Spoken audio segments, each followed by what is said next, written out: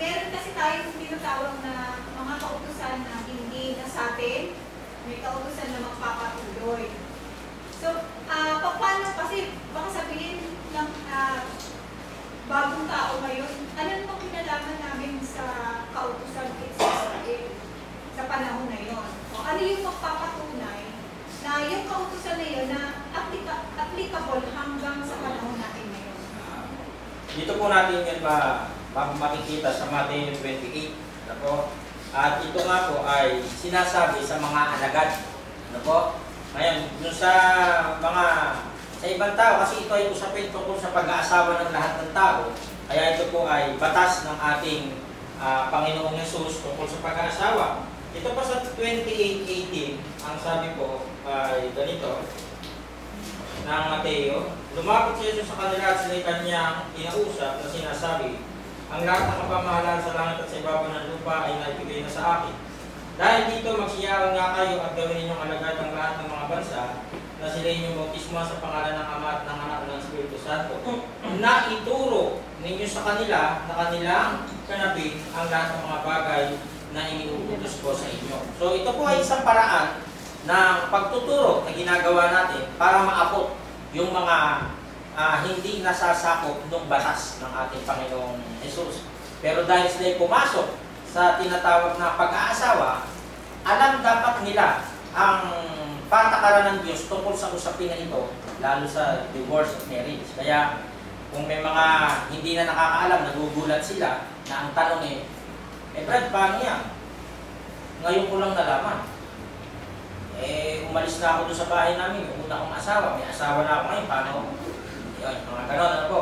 Dito nakalagay, makikita po natin, ayon dun sa pagkatawag sa kanya, nandito yun sa unang Korinto, harapin ko po sa pagkatawag sa kanya, kaya ito po ay para sa lahat ng mga tao, kahit dun sa hindi nakakaalam, dadating ang panahon na malalaman din nila, ano po, yung bagay na ito. Ang sabi dito sa unang Korinto 7:20, bayaang ang bawat isa ay manatili doon sa pagkatawag na itinawag sa kanya.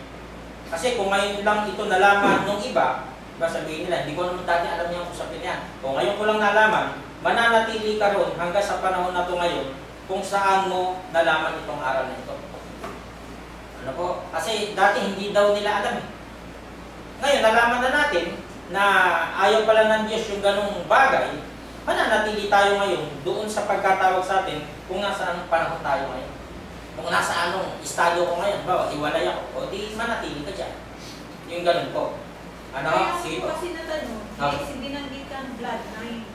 Opo. Mga tao natin ngayon, sasabihin nga, wala na kami kilala. Opo. Ginagamit. Iba na yung lahi namin, dun sa lahi ng mga Israel.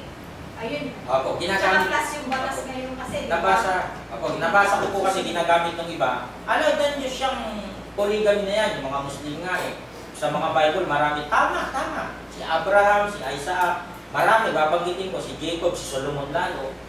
Tanong, bakit? Ako, yung abang usapin. Base yun sa context.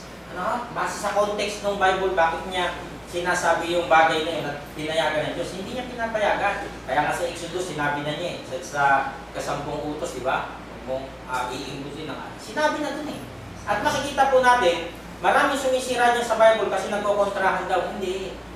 Tatandaan po natin, ito ay nakabase sa tinatawag na konteksto kung bakit pinayagan ng Diyos yung mga ganong bagay. Inaaral ba siya? Hindi ko pwede kukuhain yung ginagawa ng iba, kukuhain yung isang talata. Ay, kumbaga parang okay na yun, yun ang aral. Hindi po. Lalo kung sa usapin ng pag-aasawa, isinalaysay ni Apostol Pablo sa chapter 7 ng unang Korinto ang napakaraming katanungan. Kasi dito sa 7:1, ako nakikita ko wala nang maitatanong pag pinaksa itong chapter 7. Dito sa 7:1, unang Korinto 7:1, ang sabi, at tungkol sa mga bagay na isinulat ninyo sa akin. Ibig sabihin, yung sumulat kay Pablo, ang tinatanong sa pag-aasawa. Nandito po yun. May papayo ko, basahin niyo po ang buong chapter 7. Kung meron kayo diyang hindi naintindihan, tanongin po sa akin. Pagdating loobin ng Panginoon, susunod na linggo, kasi last po sa linggo Mabuti sa lalaki, huwag humiko sa babae. Kagaya ng word na yun. Yan lalabas pag ginawa mong literal. Babae, ito babae. Huwag daw humiko Hindi yun na ibig sabihin, ibig sabihin, mabuti doon sa lalaki, yung huwag ka mag-asawa, parang gano'n. Eh bakit? Eh nilalang na Diyos sabi, mag-asawa. Eh may context. Okay? May context po.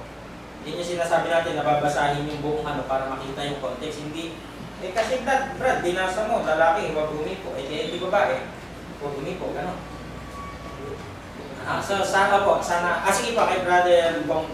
Brad, yung kautusan ni Moises na pwedeng i-divorce yung asawa, tapos iniba ni Panginoong Jesucristo.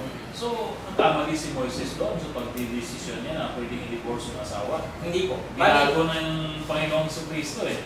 Bali doon po sa posisyon po na yon, yung hindi nakuha ng Pariseo, yung pinapakita ng ating Panginoong Yesus na kung bakit niya sinabi yun, kasi ang pinaka number one cause ng pagdidivorce ay ito po, yung adultery. Yun po yung number one na magiging cause ng divorce. Pero sa panahon natin ngayon, halimbawa ganito, wala na bang halimbawa kaso ng panglalaki o pangbababae, may kaso ng halimbawa ay pananakit, kagaya pinakita natin po nung nakaraan sa ground for absolute divorce, diba? May physical may nakalagay doon, physical physical violence, merong yung alcoholism, homosexuality, hindi ito daw masagot. Hindi. Sa Bible, magiging sagot lang yung divorce na dun sa Mateo kung may sangkot ng panglalaki o pangbababae. Pero, hindi po iniba ni Moses kasi ang sinasabi po doon yung kaya daw pinayagan. Yun yung ini-insist ng ating Panginoong Yesus eh. Huwag niyong isipin na porkit sa lahat ng pagkakataon, nagkaroon ng problema sa mag-asawa, i-divorce agad. Hindi. Hindi yun yung original plan. Ang original plan ay magsama itong dalawa na ito sa hirap at ginhawa. Ang sabi ng Pariseo, bakit nga pinayagan ni Moses? Kasi nga, dun sa hardened heart, merong hindi mananampalataya, merong ayaw pasako sa under the law of Christ o sa law na yon, na kung saan ay mas ginusto nilang mamihasa dito sa pakikiapid. Yun po yun ang sa unang Korinto. Kasi nagkakaroon ng conflict, nagtatanong na Pariseo na, hindi, dapat hindi pinayagan ng Diyos. Hindi, kaya nga pinayagan eh. Maganda nga pinayagan para itong isang to, marilis ang problema. Kasi gusto pala nitong isa, umalis eh. O di ikaw may kasalanan ngayon sa Diyos, ako wala. Mananatili akong ganito. Parang yun po yung ipinapakita doon sa napakalalim na kahulugan o na pinipilit ng Pariseo na parang ibig niya sabihin, dapat hindi na pinayagan yung divorce na yun kung hindi lang. Ang sabi nga, yung hardened heart, sinasabi ng Panginoong Yesus. Yung may meron doon na matigas ang puso na ayaw talaga. At ang pinaka-ending po nito, sa last part nitong pinag-aaralan natin, tingnan niyo po sa Mateo, thank you kay Brother Bong sa kanyang katanungan, sana po, nasabi natin yung last part nitong chapter 5 ng Mateo. Alam niyo po ba kung ano yung nakalagay dito? Ang sakit nito, sa chapter 5 ng Mateo, yung pinaka-last part, yung, kasi wala kasi nakalagay. Ang nakalagay dito, yung forgiveness. Tama ba bro? King James ba yung bro sa'yo? King James din to sa akin eh. Forgiveness. Ano ibig ko sabihin? Paano mo patatawarin to? Ginawan mo ko ng masakit, pinagpalit mo ko sa iba, tapos sasabihin forgiveness. Nasa chapter 5, nang tinatawag na, ito yung tatalakay natin, nakapaloob din dito eh. Tingnan nga natin, sandali lang po sa Mateo. Mateo chapter 5. Sa Mateo chapter 5 po kasi nakalagay, ganito, sana makita ko. Matapos yung susunod na linggo po kasi yung panunumpa. Kaya nakita ko po, napakaraming paksa ang nakapaloob dito. Ayun, 44. Dapat sinasabi ko sa inyo, ibigin ninyo ang inyong mga kaaway. Pansinin. Yung mag-asawa, nag-away. Tapos, ang pinaka-ending, ang sabi ng Panginoong Yesus, dapat sinasabi sa inyo, ibigin ninyo ang inyong mga kaaway, dalangin ninyo sa inyo nagsisiusin.